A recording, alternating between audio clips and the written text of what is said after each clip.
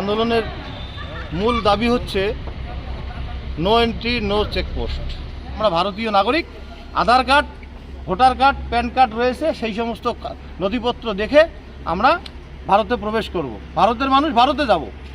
সুতরাং বিএসএফ তা মানতেছে না। বিএসএফ এন্ট্রির নামে ঘন্টার পর ঘন্টা ওখানে হয়রানি করাচ্ছে, চেকিং করাচ্ছে। আমাদের দাবি হচ্ছে আমাদের রাস্তা আমাদেরকে ছেড়ে দিতে হবে এবং 0 পয়েন্টে ওদের যেখানে যেখানে বিএসএফে ওপি আছে সেখানে সেখানে ডিউটি করতে হবে। যে সমস্ত কথা, সেই সমস্ত কথায় আমরা আশ্বস্ত নই।